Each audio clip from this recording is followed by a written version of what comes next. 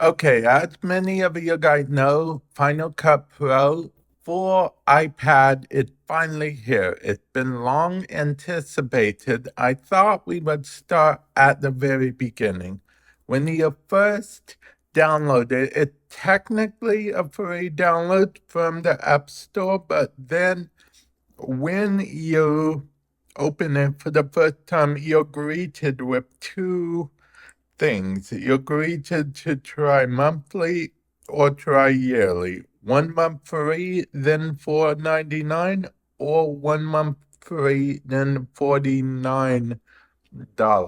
These are US prices. And then it asked me if I wanted to start editing with a demo project or if I just want to click not now. I'm going to click not now.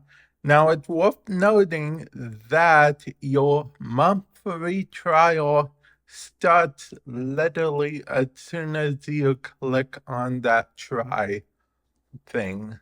That's where your month, or 30 days to be exact.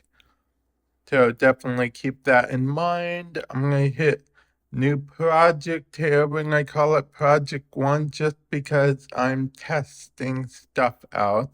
It's asking me if I want to import files, do a blank thing camera so I can record footage with my camera. That's a nice option. We're going to choose files.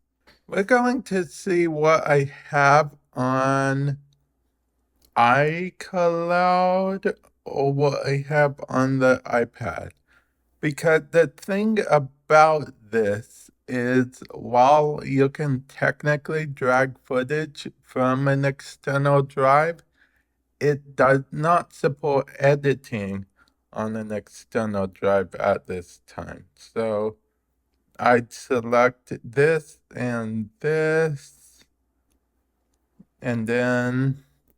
of course, hit open. When I'm done selecting them, it would put them so I can drag it on the timeline. Now, there are some interesting options here that you can go through. I haven't got to go through all of them myself. This is the project manager. These are effects and whatnot, which I just like in general so far.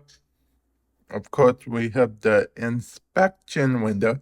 Now, I'm curious about plugins because we have a title thing here. And in theory, plugins use title things. So we'll see what happens there. I'll be really, really, really surprised.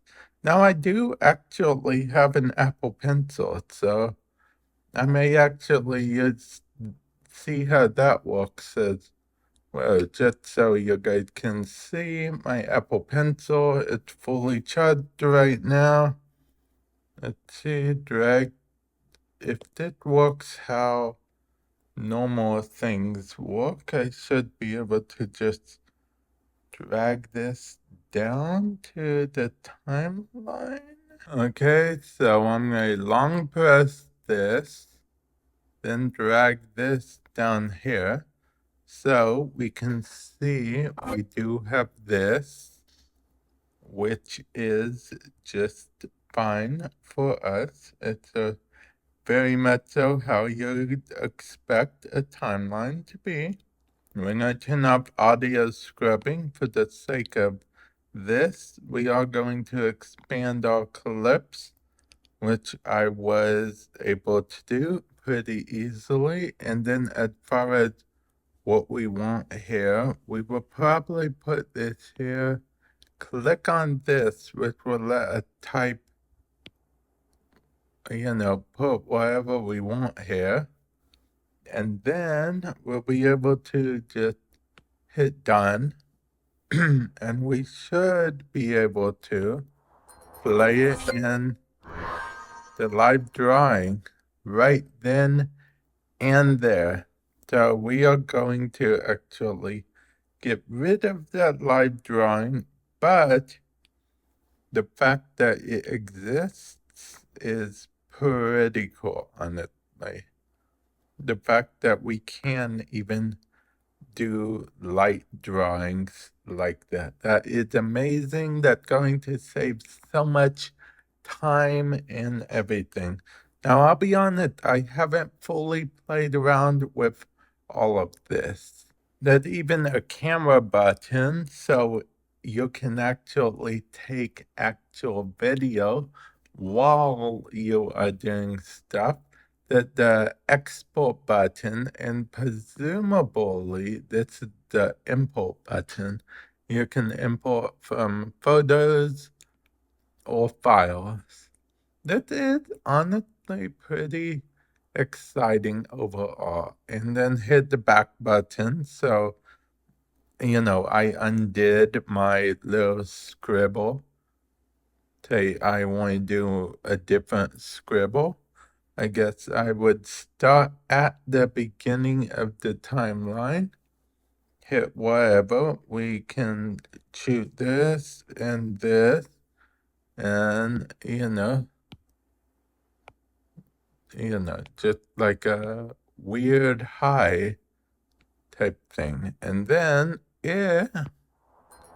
we'll animate it on it. That to me, that's so cool. It saves so much time because the thing is, and I'm going off on a small tangent here, but the thing is, you actually use plugins a lot to save yourself some time and stuff. And there's even some plugins to replicate actual handwriting and whatnot, but you still have to do some keyframe type stuff. Well, this can be actual handwriting. But yeah, if you don't have an Apple Pencil, you can also, you know, use it without needing an Apple Pencil. See, I'm still dragging it in just fine. You can make the clip smaller and whatnot, just fine.